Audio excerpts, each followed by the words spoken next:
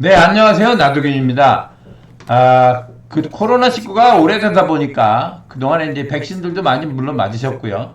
실제로 코로나19를 앓고 나서 회복되신 분들도 있고, 그러다 보니까 이제, 후유증으로 아직도 또 고생하시는 분들도 꽤 많습니다.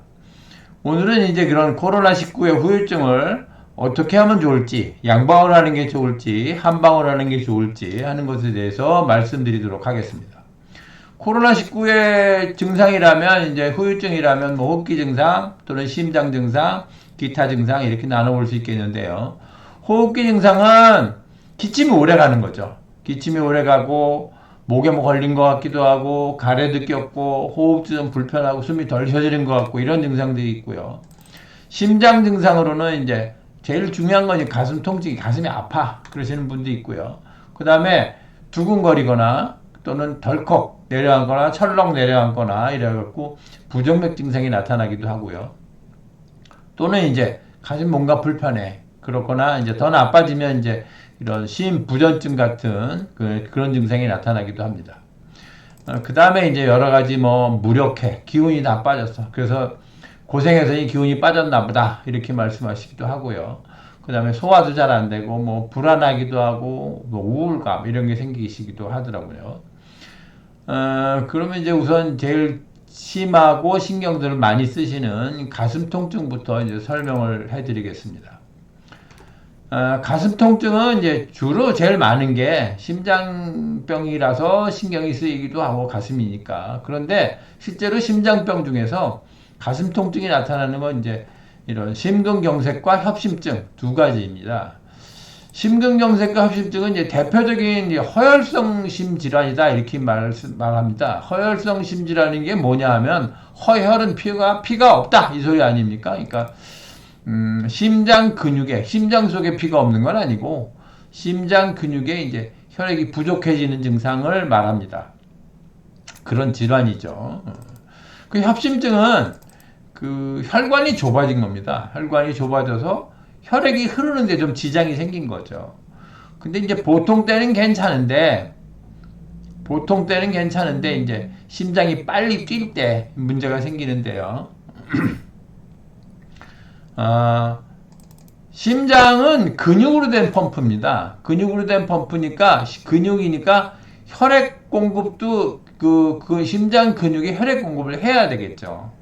근데 심장이 이렇게 생겼는데 심장 속에 이제 혈액이 있을 거 아닙니까? 그런데 혈액이 여기 있는데 거기 있는 혈액으로는 심장에 혈액 공급을 할 수가 없어요. 그래서 별도로 혈관이 필요합니다. 그래서 심장에 혈관이 이렇게 있는데 심장의 혈관을 관동맥이라고 그럽니다. 그런데 이제 이 관동맥이 좁아진 거죠. 이렇게 좁아져서 보통 땐 괜찮아요. 그런데 심장이 흥분했거나 빨리 뛰거나 그래서 뭐 운동을 하거나 그럴 때 심장이 빨리 뛸 거 아닙니까? 심장이 빨리 뛰면 일을 많이 하니까 혈액 공급을 많이 해줘야죠. 근데 혈관이 좁아져서 혈액 공급을 많이 할 수가 없어. 보통 땐 괜찮은데 대량의 혈액이 필요할 때 제대로 그 수요를 해주지 못해서 심장 근육에 쥐가 난 겁니다. 왜 다리에 쥐나 보신 분들은 아시겠지만 이제 쥐를 스패즘이라고 그러는데 근육에 경련이 생기는 거죠. 혈액이 부족해져서. 근데 심장 근육에 경련이 생기는 겁니다. 그런데 이제 심장이 가슴 속에 있는 것이다가 보니까 통증이 엄청나죠. 그리고 어디가 아픈지 모르게 아파요. 그 특징 중에 하나인데 그래가지고 이제 그리고 죽을 것 같은 죽음을 예고하는 것 같은 그런 통증이라고 합니다. 그래서 이제 치료는 어떻게 하냐? 치료는 이제 혈관을 넓혀주는 게 사실은 여러 가지 몇 가지 치료가 있는데 그 중에서 대표적으로 이제 이렇게 혈관을 넓혀주는 치료를 합니다.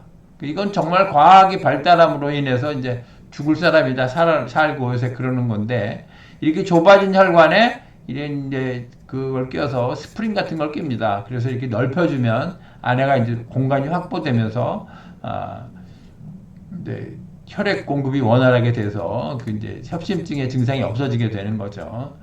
근데 여기서 문제점은 이제 2차적, 3차적의 문제가 있는데 그건 나중에 협심증을 또 말씀드릴 때 다시 자세히 말씀드리도록 하겠습니다. 그 다음에 이제 이렇게 좁아진 것뿐만 아니라 좁아진 건 완전히 막힌 건 아니에요. 그래서 좁아지기만 해서 보통 땐 괜찮은 건데 이렇게 이제 완전히 막히면 이거는 이제 쉰다고 개선이 되지 않아요. 그러니까 그 혈관으로 혈액 공급을 받던 곳이 죽죠. 괴사가 일어나는 건데 혈관이 근육이 죽는 겁니다.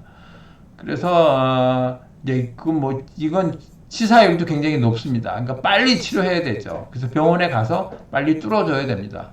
그거를 골든타임이라고 그러는데 3시간 이내에 뚫어주면 아주 성과가 좋습니다. 그러니까 아프자마자 빨리 가서 그럼 검사하고 그러는데 한 1시간 걸리거든요. 검사하고 수술 준비하고 뭐 이러는데 그래서 뚫어주면 좋다. 이제 예후가 좋다. 그래서 골든타임을 잘 지켜라. 이렇게 하는 거죠. 근데 이제 그렇지 못한 경우에 있으신 분들은 이제 훨씬 더 좀 예후가 나쁘고 그렇습니다. 그래서 이제 정리해보면 휴식을 해서 통증이 생겼는데 휴식을 해서 통증이 없어지면 협심증이고요. 휴식을 해서 통증이 계속돼 없어지지 않아. 그럼 심근경색이다. 이렇게 볼 수 있습니다. 근데 그 통증이라는 거는 평상시에 계속 아픈 거 그런 건 아니고 격심한 통증이 생기는 걸 말한 겁니다. 그 다음에 이제 코로나19의 그 심장에 대한 증상 중에서 또 하나가 이제 중요한 게 염증이 생기는 거죠. 염증. 그래서 심장 근육에 생기는 염증, 그 심근염이라고 하고요. 심장 내막에 생기는 염증, 그걸 심내막염, 심낭염. 심낭은 심장을 둘러싸고 있는 주머니입니다. 심장이 그냥 허공에 떠 있는 게 아니고 이렇게 뭔가 속에 들어 있는데 그게 이제 주머니 속에 들어 있습니다. 그래서 심낭 속에 들어 있는데 거기에 염증이 생기는 거죠. 그런데 이제 심근염은 증상이 별로 없어요. 심장이 별로 없고, 그래서 이제 심해지면 심장 근육이 약해지는 거니까 염증이 생기는 게 약해질 거 아니에요? 그래서 그게 계속되면 심부전증으로 되는 거고요. 심부전증은 심각한 병이죠. 이제 물론 이제 일부는 병으로 생긴 거로 회복이 되기도 하는데 그 타격의 정도에 따라 다릅니다. 그래서 심부전증은 뭐 너무 심각한 병입니다. 그 다음에 심내막염은 증상이 별로 없어요. 심내막염 증상이 별로 없는데 심근염과 같이 오는 경우가 대부분이죠. 심장이 근육으로 된 펌프인데 안쪽 껍질 같은 겁니다. 심내막은. 그 다음에 이제 심낭은 심장을 둘러싸고 있는 주머니인데 심낭에 염증이 생긴 거죠. 심낭에 염증이 생기면 이제 심낭과 심장 사이에는 약간의 물 같은 게 있어요. 액체가 있어요. 그 임파액이라고 볼 수 있는 건데 그게 있어서 이제 심장이 움직일 때 내막에서 삐빅거리면 안 되니까 이제 그런데 염증이 생기니까 초기엔 좀 삐빅거려요. 그래서 좀 아프기도 하고 그렇습니다. 근데 물론 이제 다시 진행이 되면 물이 많이 생겨요. 그러니까 왜 상처가 나면 진물이 나지 않습니까? 그런 것처럼 이제 심낭에 물이 많이 고여.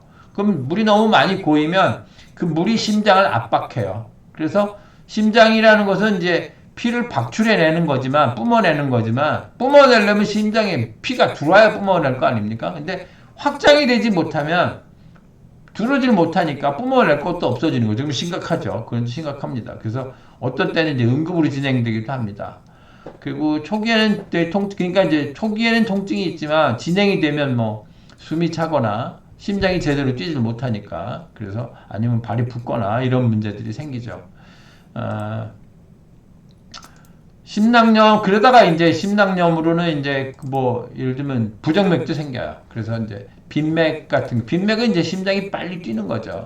그런 게 나타나기도 하고 그 다음에 이제 부정맥은 이제 두근거리거나 철렁 내려앉는 느낌이 있거나 건너뛰는 느낌, 뭐 덜컥거리 이런 것들이 이제 부정맥 증상인데 이런 부정맥이 생기기도 합니다.